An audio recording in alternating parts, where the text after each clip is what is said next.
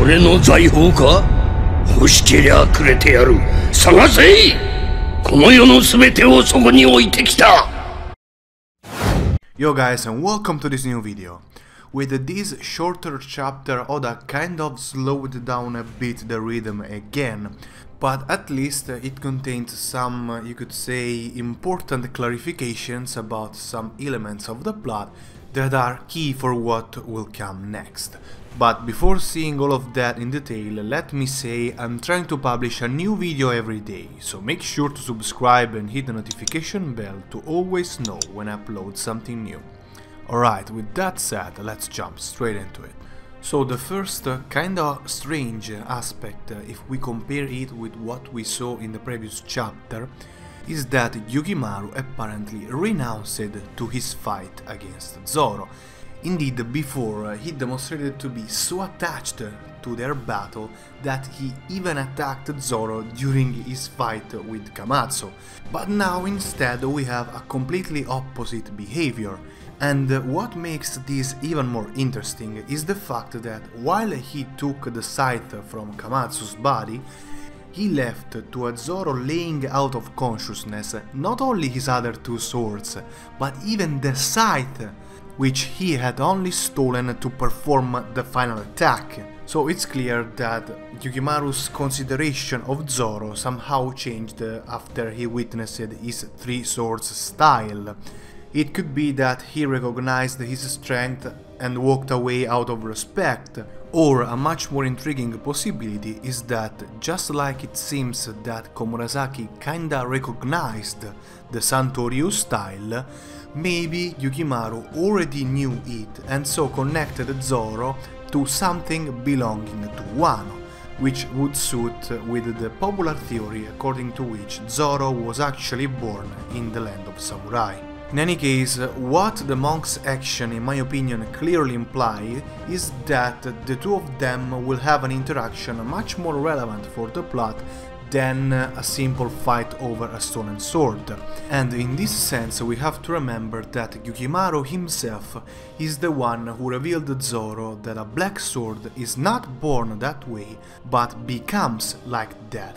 And this is clearly because of Haki, so it could be that after witnessing Zoro's three swords style, the situation could evolve with Gyukimaru ending up training Zoro in making his own swords black, and the one-eyed swordsman achieving that before the final fight in Apuport could become the condition for the monk and the trainer in this case to acknowledge the pirate, and thus to give him back, even if only for the final battle itself, Shusui.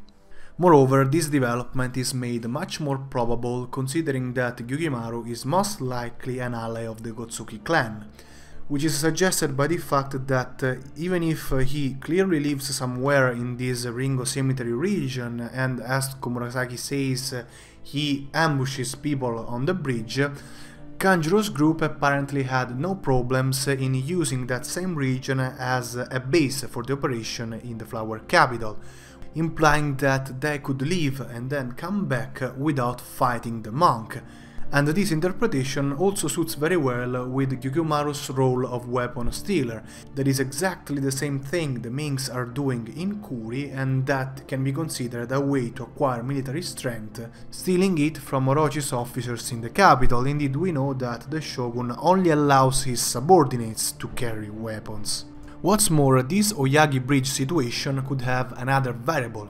Indeed, we know that the monk ambushes people on that very spot, and for this reason it's very likely that the next meeting with Zoro will happen where he is ambushing someone.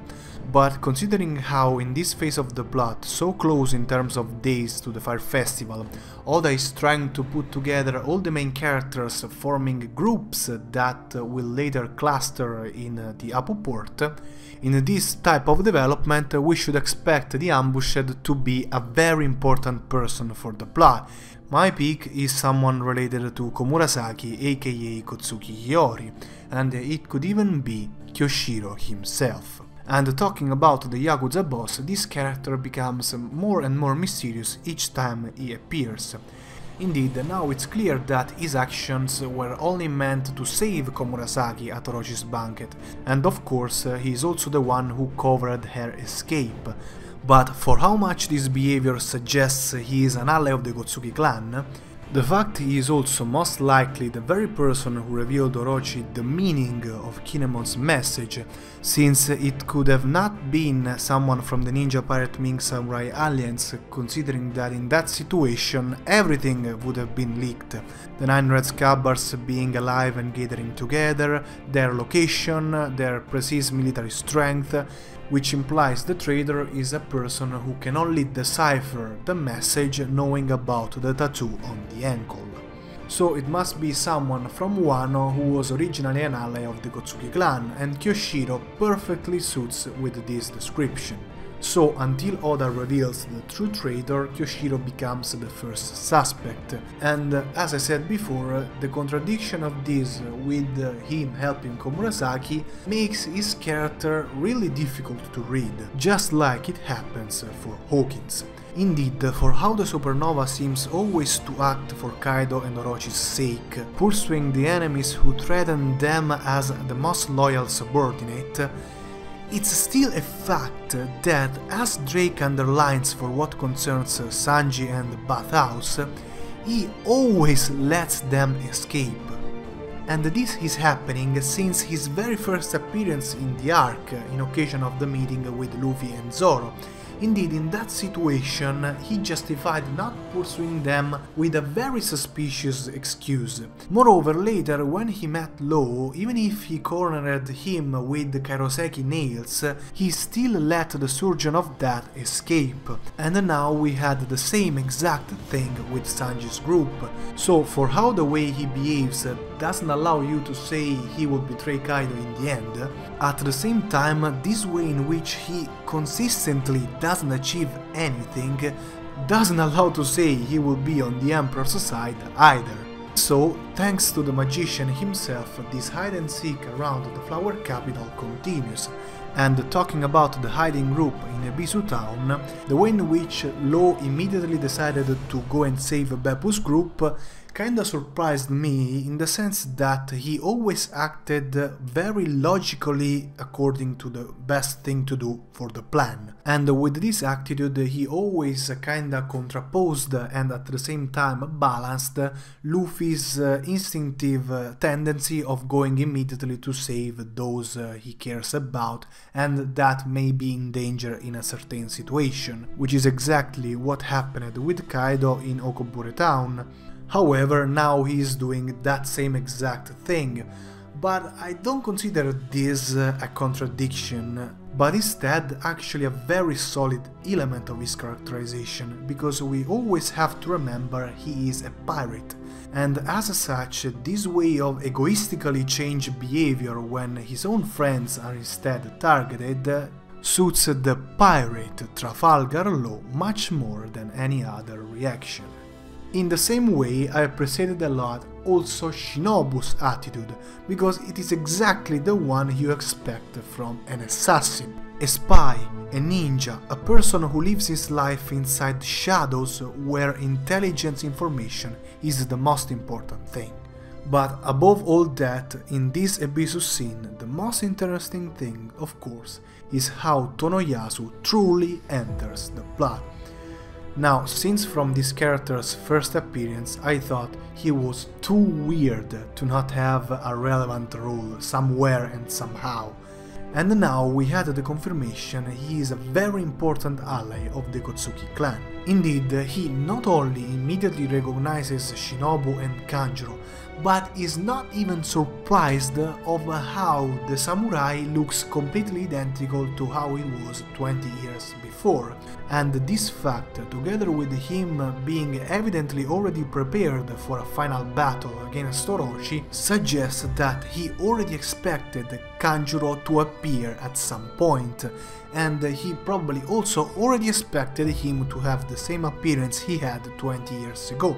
On the other hand, the fact that instead neither Kanjuro nor Shinobu recognize him implies that the change in his appearance is much more than what 20 years would have caused, meaning that he purposely made some relevant changes to hide his identity, which however is something that we never saw in the alias of the Kozuki clan, you could say, of the low tier, those with the tattoo on the ankle, and not even Shinobu did something like that. And so, considering all that, in my opinion, Tonoyasu immediately becomes the person who more than anyone else has the highest chance to be Denjiro, the last missing one of Oden's retainers. And thinking about it, this would suit very well not only with the fact Oda recently revealed Kawamatsu, but also with what he said during his first appearance. Indeed, the way in which he knew Zoro was the right person to stick around with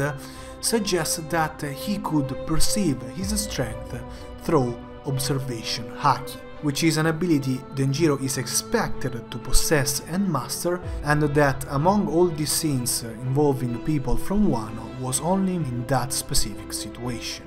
If that's the case, at least that revelation would be much more surprising than the one we have at the end of this chapter.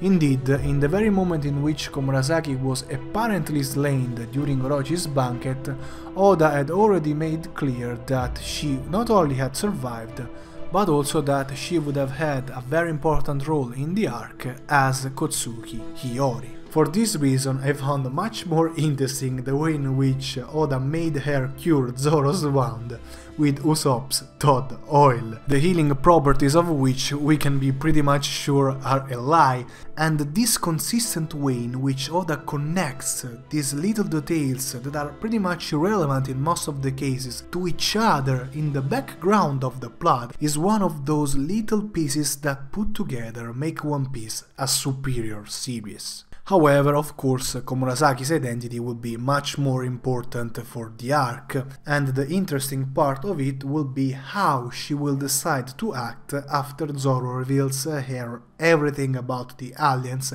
and the plan to defeat Orochi and Kaido. And considering how, as we said before, we are very close to the Fire Festival, there aren't too many days to use in order to travel around the country, so it's very likely she will stick with the Mugiwara until the day of the meeting at the Hapu port, and this possibility is made much more probable by the fact that most likely both of them don't know the plan was leaked.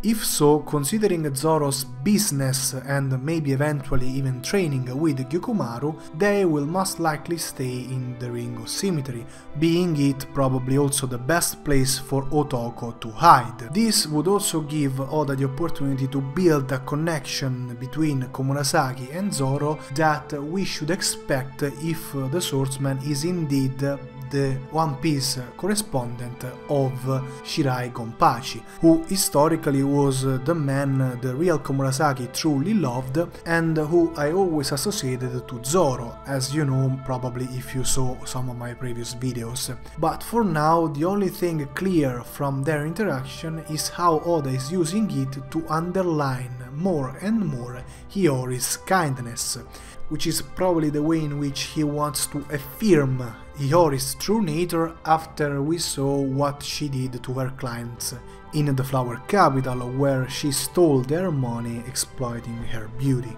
So overall, while Oda froze for a moment Udon's scene, we had both the Ringo 1 and the Ebisu 1 develop in a very interesting way. For this reason, no matter where the next chapter will be focused on, we can be sure we will see important developments for the plot. But until then, that's all for this video. Thank you very much for watching, don't forget to leave a like and make sure to subscribe. See you next time. Jane.